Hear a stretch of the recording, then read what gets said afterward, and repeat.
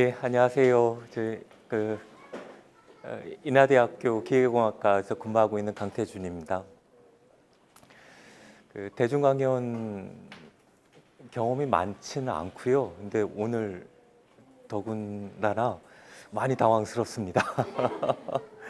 근데 그저께가 이제 처서였던 것 같습니다. 근데 아직까지 되게 더운데 금요일 날 그리고 이렇게 더운 여름밤에 이렇게 귀한 시간들 내주시고 이렇게 참석해 주셔서 고맙습니다. 우리 아이들 눈높이에 맞춰서 최대한 단어도 잘 선별해서 쉽게 한번 얘기해 보겠습니다. 앞에 서론에서 말씀해 주셨듯이 단어가 되게 어렵습니다. 이게 일단은 그 전기차에 대해서는 아까 어떤 어린이가 잘 대답을 해줬고요. 배터리라는 단어도 그리고 이게 왜 무거우면 문제가 되는지도 이렇게 설명을 해주셨습니다.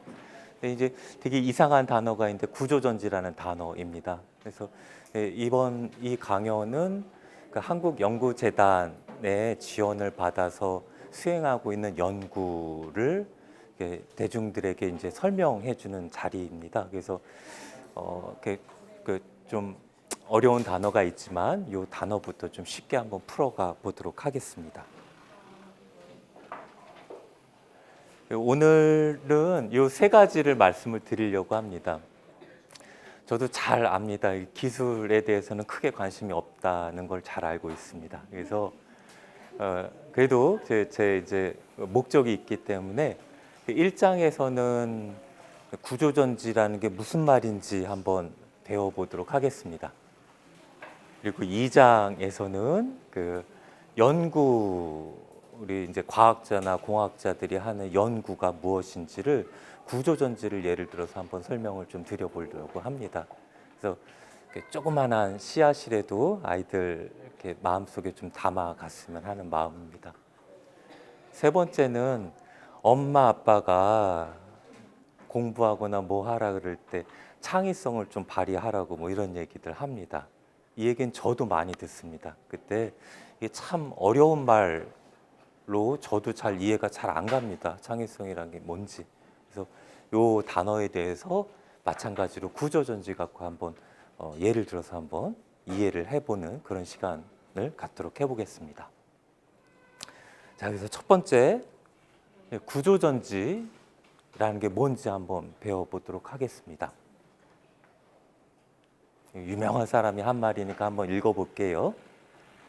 한마디로 과학의 성공은 자정 능력에 있다.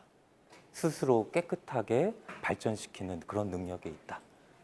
과학에서는 새로운 실험 결과와 참신한 아이디어가 나올 때마다 그 전에는 신비라는 이름으로 포장되어 있던 모르는 미지의 사실이 설명할 수 있는, 우리가 이해할 수 있는 어떤 현상이나 사실로 이제 받아들여진다.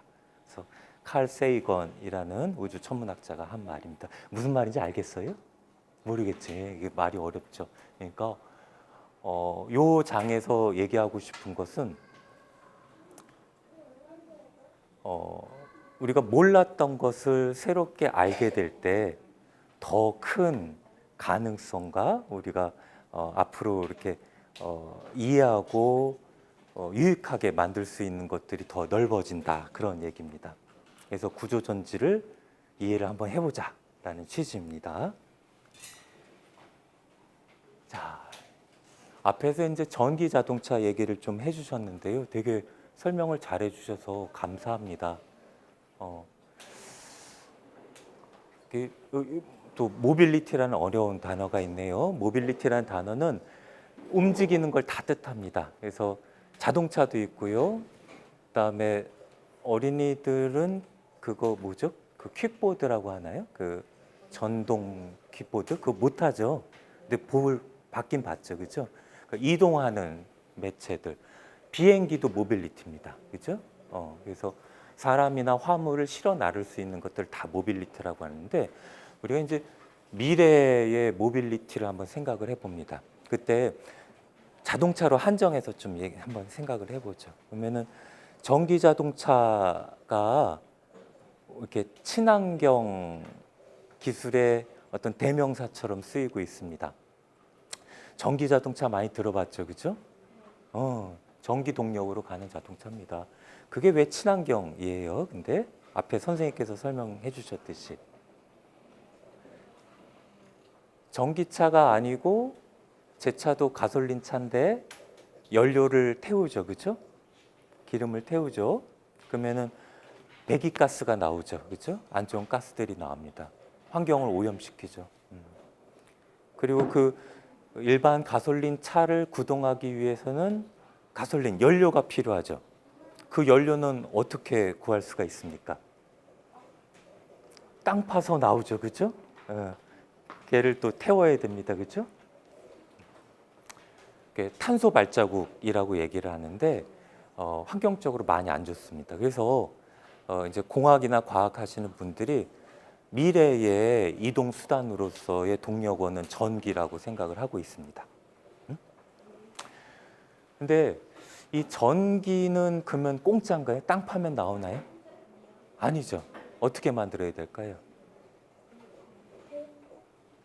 그러면 좋겠는데 대부분의 전기는 마찬가지로 화석 연료를 태워서 터빈이라는 거를 돌려서 전기로 만듭니다. 혹은 친환경 에너지 원으로 분류는 돼 있지만 원자력 발전을 통해서 전기를 만들어내게 됩니다. 근데 화석 연료를 태워서 원자력 발전을 돌려서 전기를 만들어낸다.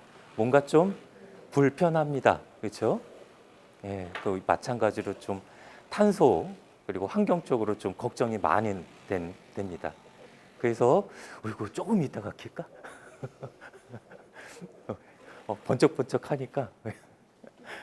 그래서 그 과학이나 공학 하시는 분들이 어떤 생각을 하냐면은 이 아예 그 전기도 화석 연료나 원자력을 쓰지 말고 재생에너지라는 걸로부터 한번 얻어보자라는 겁니다. 그 재생에너지라고 하면은 말 그대로 다시 쓸 수 있는 에너지 원들을 뜻합니다. 대표적으로 풍력도 있고요, 바람 에너지도 있고, 태양광도 있고요, 태양열도 있고, 수력도 있고요. 대단합니다. 또 어떤 거? 지열도 있습니다. 맞습니다. 대단합니다. 이런 것들이 이제 재생에너지 분류입니다. 그래서 이런 재생에너지로 전기를 만들어서 한번 자동차를 운행을 해보자라는 겁니다. 하나 이제 보여줄게요. 요즘 아이들 영상 매체에 좀 민감하게 반응하니까 일부러 가져왔습니다. Innovation is risk. It's hard to make the impossible possible. But that's what we do. Together, Aptera will change the way the world views mobility. Let's make a stand. A stand to focus on efficiency first. On solar power. Because one day, transportation will be free of gasoline, free of charging. A cordless vehicle to take you anywhere you need to go. Aptera is developing that future. We are that future. It's time to accelerate Aptera. 앱테라 모터즈라는 이제 방금 시작한 회사, 스타트업 회사인데요. 이 회사에서는 전기를 태양광으로 얻습니다. 그래서 이렇게 아까 자동차 봤죠, 그죠? 차 앞에 그다음 위쪽에 여기 이렇게 사각형으로 된 거 보여요. 이게 태양 전지라는 겁니다. 그래서 태양광을 전기로 만들고 그 전기 에너지를 저장을 해서 개로 운행을 합니다. 그러니까 이제 뭐 화석 연료나 원자력에서 발생하는 전기 이런 거 필요 없어요, 그죠? 그래서 대단합니다. 이 회사가 이 태양광만으로 하루에 40마일, 그러니까 64km인데요. 이게 어느 정도냐면은 아빠 차 타고 한 1시간 정도 거리는 태양광만으로 간다는 거예요. 어떤 가솔린, 주유소 필요 없다는 얘기입니다. 1시간 정도 거리는 하루에. 그다음에 태양광 에너지를 쓰죠. 재생 에너지 중에서. 그래서 1년에 그 CO2 아까 선생님께서 설명해 주신 탄소 배출이 약 한 6,300kg, 6톤 이상 절감이 됩니다. 환경적으로도 굉장히 큰 기여를 하고 있는 깜찍한 회사입니다. 그렇죠? 이 동영상 처음에 얘기 살짝 들었어요. 이렇게 Innovation is a risk. 그렇잖아요. 그러니까 혁신, 새롭게 하는 거는 위험한 거다. 그래서 이 친구들이 하는 말이 재밌습니다. 우리는 아주 불가능하다고 생각하는 것들을 해. 어떤 것들? 기존에 자동차 만드는 사람들이 하기에는 너무 용감할 수 없었던 그런 것들을 우리는 한번 해보겠습니다. 이런 깜찍한 회사입니다. 응원해줘야 되겠죠, 그렇죠? 근데 이게 문제가 뭐냐면은 여기까지는 좋았는데 이게 이제 태양광으로만 운행이 되다 보니까 이게 주행 거리가 그렇게 사실은 아주 만족스럽지는 않아요, 그렇죠? 그러면은 요 주행 거리를 높이기 위해서는 아까 선생님 말씀 주신 대로 차를 가볍게 만들어야 됩니다. 가볍게. 네. 그래서 소위 그 에너지 효율을 높이기 위해서 이 자동차 보통은 바퀴가 4개인데 뒤에 걸 하나 떼고 바퀴 3개로만 갑니다. 그리고 차도 이렇게 바람의 저항을 덜 받게끔 이렇게 유선형이라고 하는데 예쁘게 만듭니다. 네? 그리고 요 차체들은 요 차체 아까 선생님이 차체라고 말씀 주신 거 있죠? 요 자동차 껍데기 이런 것들을 원래는 강철로 만들게 되거든요. 근데 무겁잖아요. 그래서 그거를 없애고 되게 이것도 말이 어려운데 오늘 많이 할 말이라서 탄소 섬유 강화 복합 재료라는 걸로 아예 바꿔버렸습니다. 이게 뭔지는 좀 이따 설명해 줄게요. 한마디로 그냥 가볍고 튼튼한 재료입니다. 그걸로 이렇게 만들었어요. 그래서 열심히 했는데도 불구하고 그래서 이 친구들이 만든 자동차의 전체 무게가 한 1톤 정도, 1,000kg 정도 됩니다. 이게 어느 정도냐면 보통 올 때 아빠 차 타고 왔죠? 그게 보통 한 1,500에서 조금 좋은 차들, 무거운 차들은 한 2,000kg 정도 됩니다. 그러니까 보통 자동차의 한 반 정도 무게로 아주 가볍게 만든 거예요. 그죠? 그런데 요 태양광까지는 좋은데 뭔가 전기 에너지를 저장하려다 보니까 뭐가 있어야 돼? 전지, 배터리가 있어야 되죠. 그렇죠? 배터리가 요 밑에 이렇게 달려 있는데 그 무게가 600kg 정도 돼요. 그러니까 차량 무게에서 어려운 말이지만 한 60% 정도가 배터리 무게예요. 그렇죠? 그러니까 참 좋은데 이 무게만 좀 줄였으면 좋겠어요. 그렇죠? 뭔가 아이디어가 필요합니다. 그래서 이 연구, 구조전지라는 연구를 시작한 겁니다. 자, 그러면은 요 탄소 섬유 강화 복합 재료가 어디에 쓰인다 그랬어요?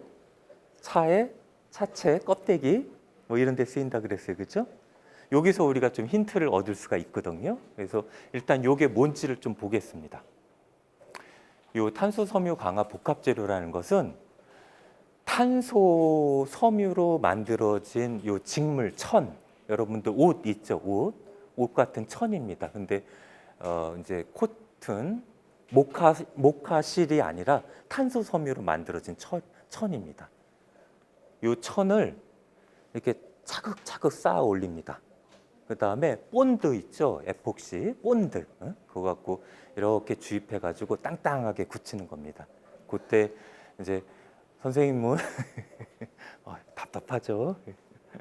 뭐 이것들을 어떻게 이제 적층하느냐 뭐 이런 것들 이제 공부를 합니다. 그래서 이렇게 이제 만드는 겁니다. 이렇게 천들을 쌓아 올리고 본드를 굳혀 가지고 땅땅하게 만듭니다. 그러니까 요 소재는 가볍고 강한 소재는 이렇게 생겨 먹었어요. 탄소 섬유 요 직물하고 탄소 섬유 직물을 막 쌓아 올리는데 뭘로 붙였어요? 여기 가운데 에폭시 본드로 붙였다. 이런 소재입니다. 이 처음 보는 소재인 것 같지만 사실은 그렇지 않습니다. 일상생활 속으로 많이 들어왔고요. 보잉 어디 제주도 갈 때는 아니더라도 해외 갈 때는 보잉에서 만든 787 비행기들 많이 탈 텐데 그 787 요 항공기의 요 파란 부분 있죠? 요게 다 이런 소재로 만든 겁니다. 기존에는 이제 알루미늄이라는 경량 금속 합금을 많이 썼는데 그것마저도 이제 무거우니까 가볍고 강한 그런 소재를 씁니다. 이렇게 상표명이 나와서 좀 그렇지만 이렇게 고급 차의 차체라든지 패널 구조물로도 많이 쓰입니다. 아저씨 둘이서 가볍게 차를 들죠, 그렇죠? 가벼워요. 그러면서 차니까 어때야 돼? 안전해야 되죠, 그렇죠? 튼튼합니다. 그게 요 소재입니다. 그다음에 요 산악용 자전거도 그렇고 아주 가볍게 만들 수가 있습니다. 충격에도 강하고요. 그래서 일상생활 속으로 많이 들어온 소재입니다. 근데 요 소재에서 저희가 좀 힌트를 얻을 수가 있어요. 이제 여러분들 좀 생각을 해보세요. 요 구조를 한번 기억을 해보시고요. 자, 전지 요거 여러분도 그거 지금 껴서 모터 돌렸죠. 전지, 그렇죠? 전지를 뜯어서 쫙 이렇게 펼쳐 보면은 이렇게 생겼습니다. 양극이라는 하나, 그다음에 음극이라는 거 하나, 가운데 전해질이라는 거 하나 이렇게 돼 있습니다. 단어 몰라도 됩니다. 근데 이렇게 돼 있습니다. 그래서 여기에 뭐 이온이라는 게 왔다 갔다 하면서 충전하고 방전을 하게 됩니다. 그러니까 그 전지 여러분들 손에 들고 있는 전지를 펴 보면은 이렇게 세 개의 층으로 돼 있습니다. 이게 전지예요. 근데 앞에 말씀드린 이 탄소, 섬유, 강화 복합 재료는 어떻게 돼 있어요? 마찬가지로 탄소, 섬유, 그다음에 에폭시라는 본드로 돼 있죠. 두 개가 어때요? 생긴 게 비슷하죠. 그러면은 이제 여러분도 저와 같이 한번 아이디어를 내보세요. 이러면 어떨까요? 이거는 어떤 소재라고 했어요? 가볍고 튼튼한 소재죠. 그죠? 그러면은 이렇게 한번 해볼까요? 전지에 있는 뭐 요 재료를 요쪽에다 붙여봐요. 그다음에 요쪽 전지에 있는 요 재료를 여기다 한번 붙여볼게요. 그다음에 요 가운데 에폭시라는 본드를 전해질로 바꿔볼게요. 그럼 뭐가 됐어요? 얘도 전지가 됐죠. 근데 애초에 어때요? 얘는 탄소 섬유로 강화되어 있으니까 튼튼한 전지가 되는 거죠. 이게 구조 전지입니다. 그렇죠. 맞습니다. 어머니. 훌륭하십니다. 맞습니다. 이게 구조 전지입니다. 쉽죠? 생각할 수 있겠죠. 그죠? 연구라는 거 이런 겁니다. 쉽습니다. 그래서 뭐 학문적으로는 구조 전지라는 거는 말이 어려워서 그냥 읽을게요. 뭐 기계적 하중 지지와 전기 에너지 저장 능력이 통합된 기능성 복합 재료다. 무슨 말이냐면 단단하고 튼튼하고 전기 에너지도 저장할 수 있는 전지다. 뭐 이런 말입니다. 그리고 앞에서 보다시피 그 주요한 구성 요소는 뭐였어요? 단단한 전극 두 개하고 가운데 전해질이라는 게 있었죠. 그죠? 자, 그래서 이겁니다. 기존의 전기차들 보게 되면 이렇게 바닥에 배터리들이 가득 차 있는데 이게 무거운 게 문제잖아요. 그죠?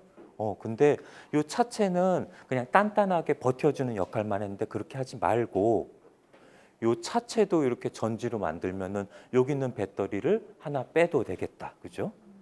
두 개 빼도 되겠다. 그러면은 점차 가벼워지겠죠. 그죠? 이게 이제 구조 전지 기술입니다.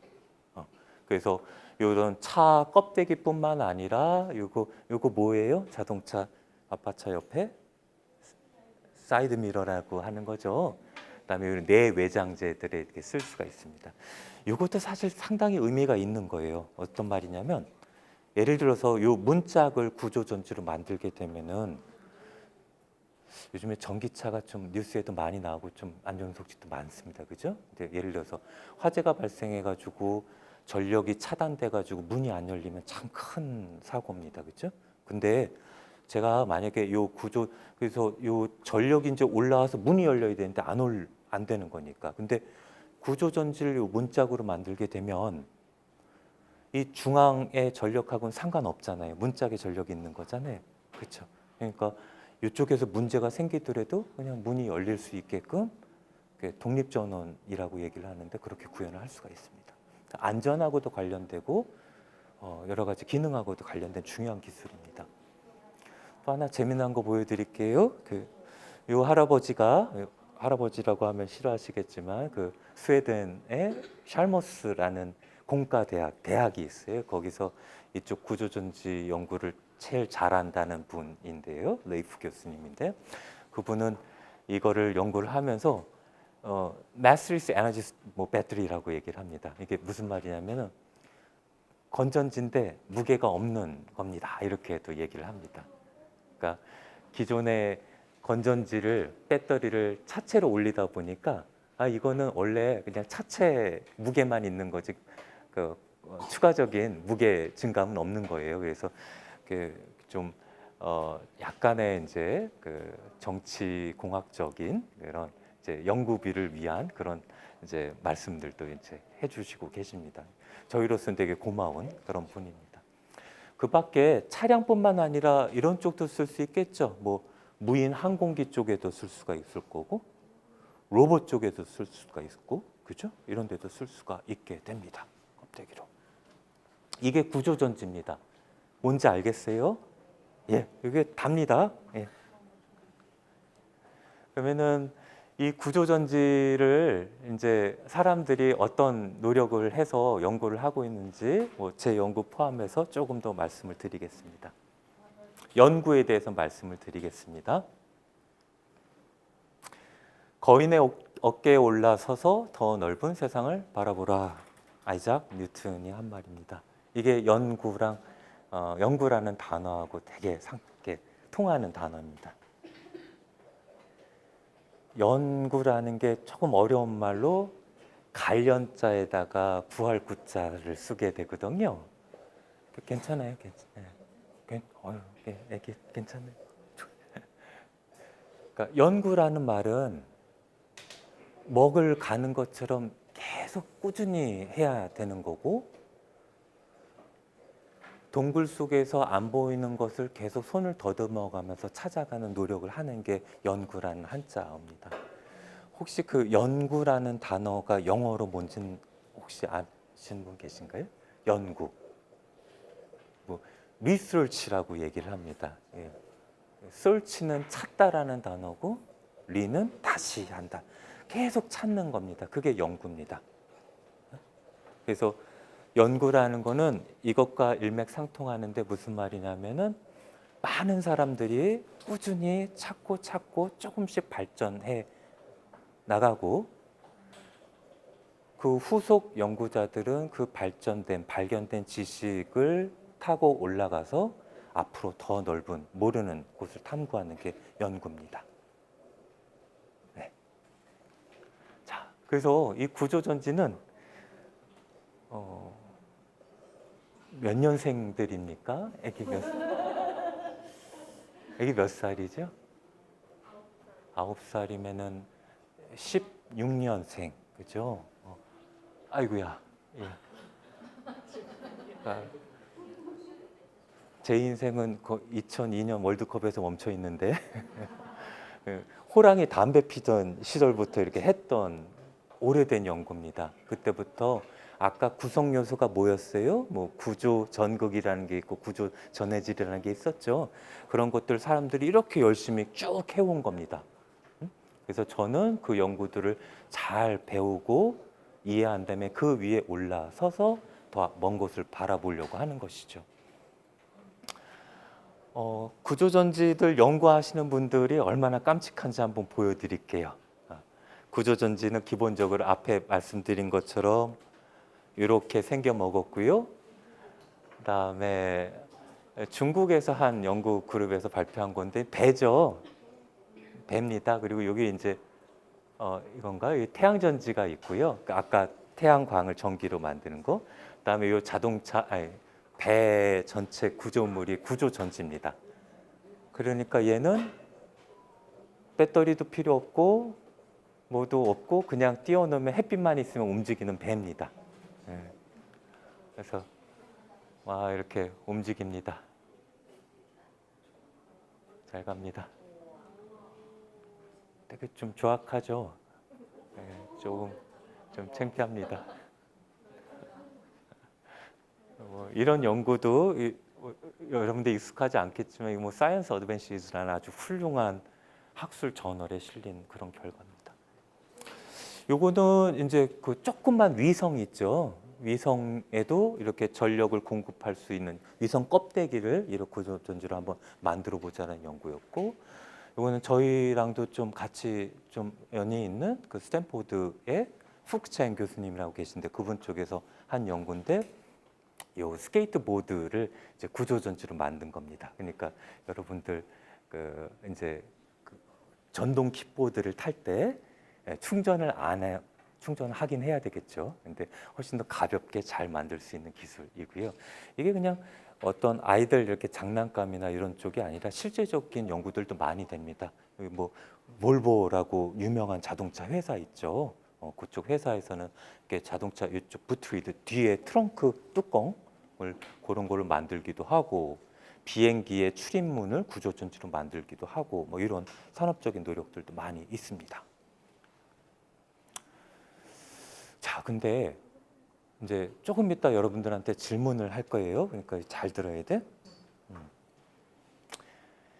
이게 이렇게 예쁜 깜찍한 응용들을 했단 말이죠. 근데 얘네들이 진짜로 이제 의미가 있으려면은 한번 진짜로 쓰이는 것들을 한번 봐야 돼. 예를 들어서 스마트폰 갖고 있는 학생 우리 어린이들도 있을 텐데, 얘는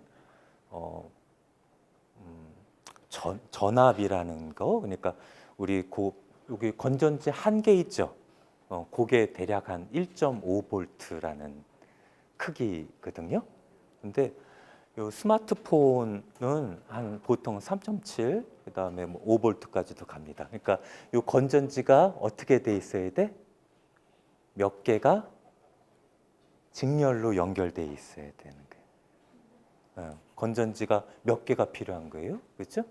1.5라고 하면은 산수 어렵죠. 2개 이상 돼야 되는 거죠. 그렇죠? 드론 알죠? 드론은 오토 구동을 하려면은 한 18볼트 정도 있어야 됩니다. 요거 전동 킥보드가 한 42볼트, 그다음에 전기차를 타고 계시는 분들은 보통 낮은 게 한 500볼트, 높으면 한 800볼트 정도까지 갑니다. 구조전지를 그 아연 이온 배터리라는 걸 쓸 때 한 1.6볼트 되니까 뭐 전기차 구동하려면 600개 정도를 직렬 연결해야 됩니다. 어마어마하게 어려운 기술입니다. 자, 그래서 아주 1차원적으로 생각하면은 여기 이제 전지가 하나 있죠. 네, 여기 전지, 4개의 전지가 있습니다. 얘를 그 소위 직렬 연결하려면은 여기랑 여기랑 연결돼 있고 요거랑 이렇게 연결하고 이러면은 이제 직렬 연결이 되거든요. 근데 이렇게 하면은 부피도 크고 무게도 크고 좀 문제가 있어서 요거를 되게 압축시켜서 가볍게 만드는 연구를 아저씨가 한 거고요. 넘어가죠? 열심히 했습니다. 뭐 이런 것도 하고 뭐 이렇게 만들어서 만든 다음에 이렇게 만들어서 막 이렇게 구부러뜨려 가면서 막 괜찮나, 뭐 땡겨 보면서 괜찮나, 뭐 이런 것들 공부했습니다. 요거 한번 볼까요? 그래서 전지 만들어서 불도 켜고요. 요거는 영하 한 60도씨에서 킨 거거든요. 그러니까 좀 잘 만들었어요. 그다음에 여기 요거 알시카라고 하죠. 여러분들 그 무선 조종 자동차 거기다가 요 뒤에다가 붙였어요. 만든 구조전지. 그래서 이제 요 구조전지로 구동되는 이제 무선 조종 자동차 오늘 또 한번 이제 움직여 봤습니다. 그래서 이제 자랑인데, 그래서 전지도 좋고 기계적으로 단단한 그러한 구조전지 잘 만들었고, 예를 들어서 요 드론의 껍데기에다가 이렇게 붙이게 되면 배터리의 용량이 32%가 증가한다. 이게 무슨 말이냐면은 드론 혹시 봤죠. 날려는 안 봤어도 운행하는 거 봤죠, 그죠? 그러면은 드론 충전한 다음에 예를 들어서 1시간 날렸어요. 그랬더니 이제 전지가 다 돼서 이제 그만됐어요. 근데 배터리가 32%가 증가한대요. 그러니까 대략 3분의 1이 증가한다는 거니까 1시간 20분을 더 날릴 수가 있다는 거예요.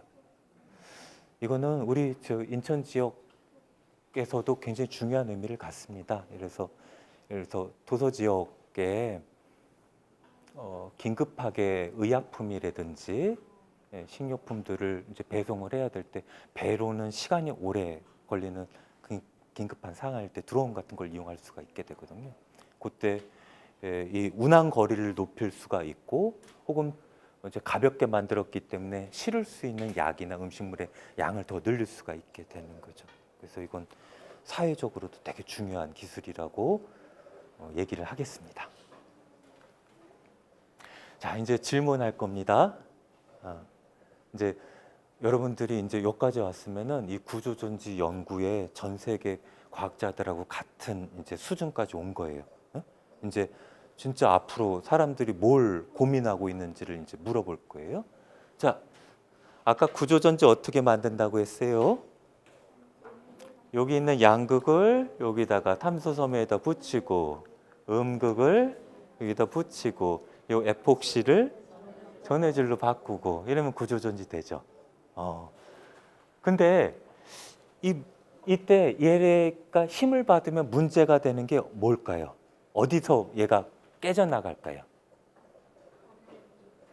전해질 왜 그럴까? 원래는 에폭시랑 본드라서 붙어 있는데 전해질은 그런 끈끈하게 붙을 수 있는 그런 게 아니어가지고 잘 떨어져 나갔어요. 대단합니다. 정답입니다. 예. 예. 여기가 문제입니다. 전해질. 여기가 문제입니다. 이게 힘을 받으면 이쪽이 뜯어져요. 원래는 뭐였죠? 본드였죠. 근데 본드가 아니기 때문에 이 윗판하고 이쪽을 이렇게 민다든지 전단이라고 한다든지 아니면 뜯어내면 그냥 뜯어집니다. 맞아요. 그거를 지금 이 시간에 전 세계에 있는 구조전지 하시는 분들이 고민하고 있는 문제예요. 그러면은 이거 어떻게 해결할까? 한번 더 가봅시다. 어떻게 해결하면 좋을까? 아무 생각, 아무 아이디어나. 그 전해질과 비슷하게 착 붙어 있을 수 있는 다른 재료들을 찾아보는. 그렇죠. 그게 첫 번째입니다. 맞아요. 그게 첫 번째 답입니다. 뒤에 아저씨가 거짓말 아닙니다. 뒤에 3가지 답이 있는데 그 중에 하나 답입니다. 또 혹시 다른 생각도 있을까요? 호치케스 같은 걸로 이렇게 찍어버릴까요? 위아래? 그것도 답이 될 수도 있겠죠. 그죠? 봅시다. 이렇게 층간 분리 문제, 이 전해질 쪽에서 종이들 이렇게 쌓아놓고 보죠. 이렇게 깨기 전에 종이들이 이렇게 적층이 돼 있을 때 본드로 붙여져 있으면은 얘를 이제 당기더라도 당연히 문제 없고요. 누르더라도 문제가 없어요. 근데 얘네들이 이제 접합이 안 돼 있으면은 누르면은 소위 그 버클링이라는 이렇게 층간 분리가 나타나게 됩니다. 특히 그러니까 누르는 힘에 약하고 전단이라는 이제 비비는 힘에 약합니다. 이게 층간 분리 문제입니다. 그거예요. 정답이었고 그래서 그거를 어떻게 해결하면은 아까 우리 친구가 얘기한 게 요 첫 번째 겁니다. 가장 직관적이면서 가장 많은 사람들이 매달리고 있는 연구 분야입니다. 그래서 에폭시라는 본드하고 전해질하고 적절히 섞어가지고 이렇게 가운데다가 배치하는 겁니다. 그게 첫 번째 답이에요. 맞아요. 두 번째 방법은 스테이플러로 찍듯이 고분자 리베팅이라는 기술입니다. 이렇게 구멍을 내 가지고 위아래로 체결을 하는 겁니다. 볼트 너트 체결하듯이. 그죠? 세 번째는 뭐 맞물림 구조라고 이게 결국에는 이렇게 접합 부위에서 문제가 되는 거니까 접합 부위의 면적을 막 이렇게 넓혀주는 뭐 이런 연구들도 있습니다. 근데 각각 다 이게 말이 어려워서 자세히 설명을 안 드리지만 합리적으로 생각할 수 있는 방안이면서 여전히 문제점들도 있습니다. 어때요? 그러니까 뭐 연구가 어려운 게 아니죠. 굉장히 직관적이고 이해할 수 있는 것들이에요. 여러분들도 할 수 있는 거예요. 이게 연구입니다. 아주 그리고 아주 기분이 좋습니다. 정답입니다. 자, 이제 마지막 챕터입니다. 창의성에 대해서, 창의성 그 모호함에 대해서, 모호함에 대해서, 무모함은 안 되죠. 모호함에 대해서. 온갖 현상에서 두세 가지의 일반 원리를 먼저 찾아내고 모든 물체들의 성질과 그들의 상호작용의 앞에서 나타낸 원리에서 어떻게 비롯되었는지를 설명할 수 있을 때 우리는 비로소 세상을 향한 위대한 이해의 첫 발을 내디뎠다고 할 수 있다. 아이작 뉴턴. 이것도 무슨 말인지 모르겠지. 어렵죠, 말이. 그러니까 어떤 것들을 공부하고 이해할 때 하늘에서 뚝 떨어져 가지고 유레카 하고 아는 경우는 아르키메데스 이후에 거의 없다라는 겁니다. 실제적으로는 내가 알고 있는 것들을 잘 조합을 해서 그 다음에 새로운 것들을 알아가는 것들, 그런 과정들이 많다라는 겁니다. 거짓말 아닙니다. 그걸 한번 구조전지로 예를 들어서 설명을 해볼게요.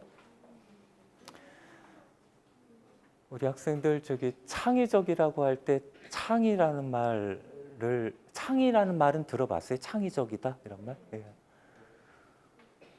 이게 무슨 말일까요? 창의적이란. 그래서 어렵죠?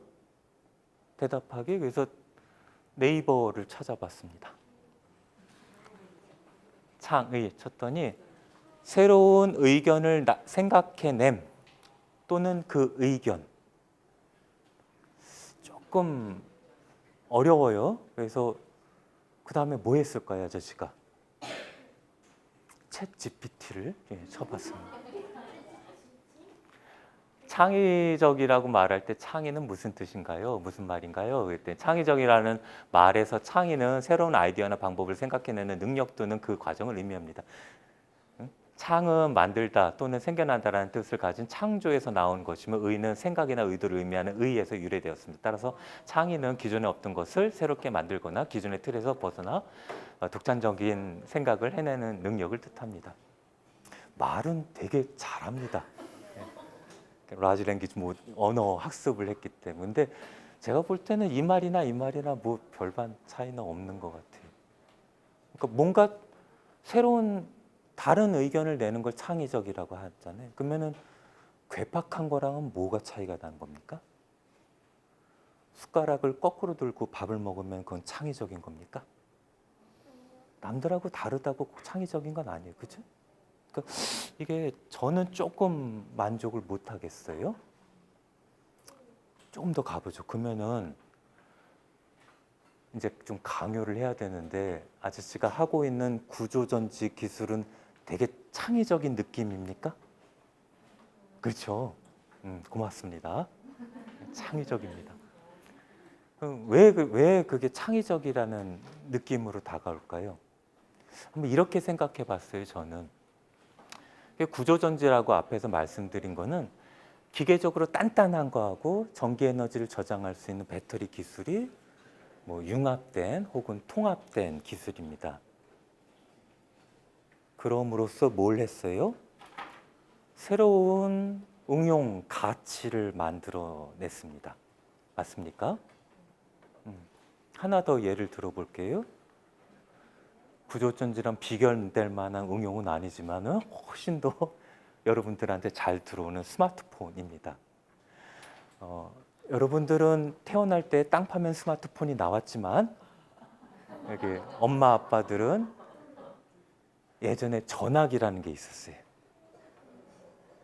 전화만 되는 겁니다.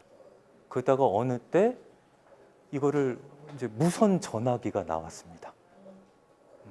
충격이었죠. 그러다가 그 무선 전화기 안으로 뭐가 들어왔냐면은 컴퓨터가 들어온 겁니다. 그게 스마트폰입니다. 전화기라는 기술하고 컴퓨터가 융합이 된 게 스마트폰이고 이걸 통해서 새로운 가치가 만들어집니다. 어떤 거? 우리 지금 전화기 갖고 은행 서비스, 은행 업무 다 볼 수 있죠, 그죠? 교육도 받고요, 그죠? 엔터테인먼트, 오락도 합니다, 그죠? 즐거움도 있어요. 뭐가 어떻게 이 스마트폰으로부터 새로운 가치가 나올지 모르겠습니다. 어마어마한 잠재력이 있는 물건입니다. 조금 더 재미난 거 보여줄게요.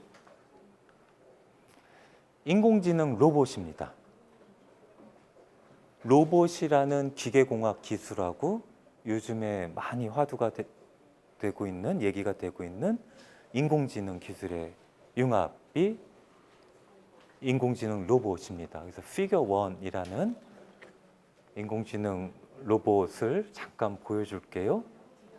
재밌어 얘들아, 이거 봐봐봐. 같이 설명해 줄게, 아저씨가. Hey, figure one, what do you see right now? 피겨 1 뭐 보여? 그랬더니 I see a red apple on a plate in the center of the table, a drying rack with cups and a plate, and you standing nearby with your hand on the table. 사과도 있고 Great. 건조기도 Nice to 있고. meet. 나 뭐 좀 먹을 수 있어? 그랬더니 Sure thing. 물론 그러면서 사과를 집어서 주네요. Great. Can you explain why you did what you just did while you pick up this trash? 쓰레기 치우면서 너 왜 그랬는지 한번 얘기해 봐. 이랬어요.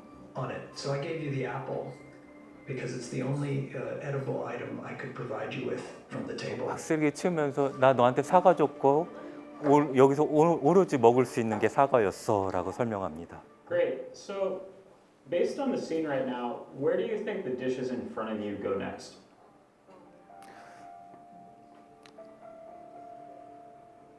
이제 그 The 다음에 dishes on the table, like that plate and cup, are likely to go into the drying rack next.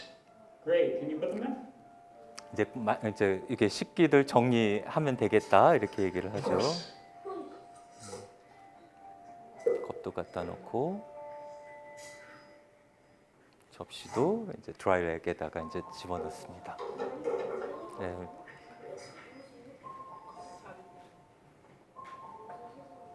All right. So, how do you think you did? 너 어떻게 했다고 생각해? 물어봤어요. I think I did pretty well. The apple found its new owner, the trash is gone, and the tableware is right where it belongs. 나 잘했다고 생각해. I agree. 그렇죠? Thanks, figure one. You're welcome. If there's anything else you need help with, just let me know. 다음에 뭐 필요한 거 있으면 도와줄게라고 얘기하죠. 어떻게 봅니까? 뭐 약간은 저는 이제 소름 끼치는 느낌도 받습니다. 그렇지만은 그런 감정보다도 이러한 융합 기술들이 세상을 어떻게 변화시킬지가 상당히 이제 가슴 뛰는 기대감으로 다가옵니다. 아주 일차원적인 생각으로는 저는 이걸 보면서 이게 파인 다이닝 하는 유명한 셰프 요리사의 손기술을 백종원 아저씨의 손기술을 얘한테 예를 들어서 전수를 해주면은 집에서 그 아저씨가 해주는 음식을 먹을 수도 있겠구나라는 생각도 듭니다. 일차원적으로는요. 근데 훨씬 더 다양한 가치들을 생각을 할 수가 있겠죠, 그죠? 그래서 창의적이라는 거를 구조전지 기술로부터 생각을 할 때 구조전지는 기계적으로 땅땅한 거하고 전지가 붙어 있는 거, 창의적인 스마트폰은 전화기하고 컴퓨터가 붙어 있는 거, 인공지능 로봇은 로봇이라는 기계 기술과 인공지능 기술이 합쳐져 있는 거. 그래서 어떤 거예요? 새로운 무한한 가치를 생산해내는 거.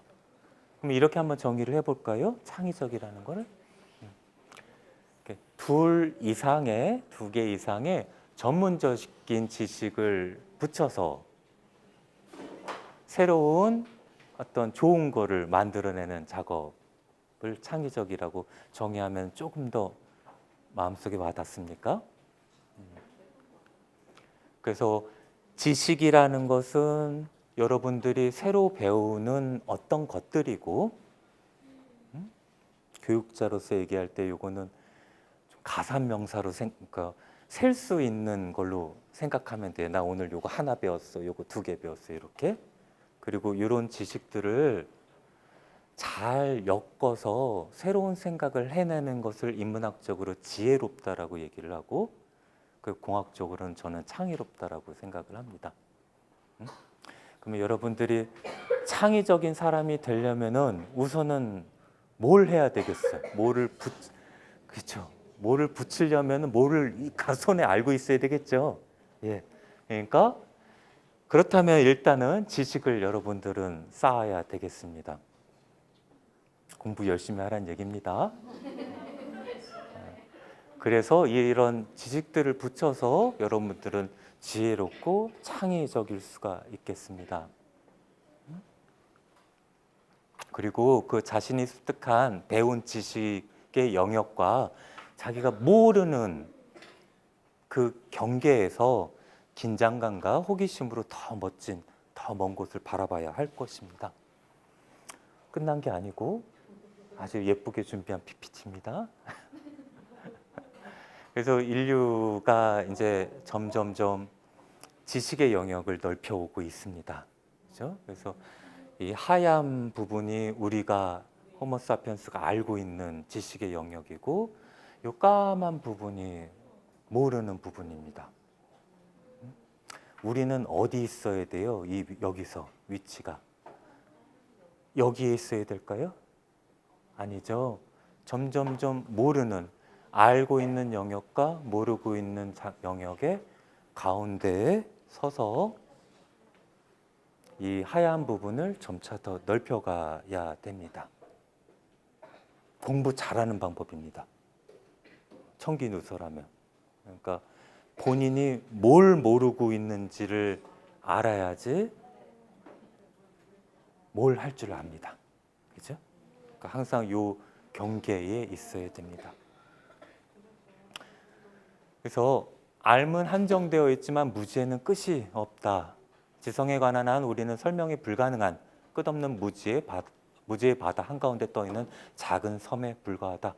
세대가 바뀔 때마다 그 섬을 조금씩이라도 넓혀가는 것이 인간의 의무이다 라는 말로 이번 강연을 마치겠습니다. 고맙습니다.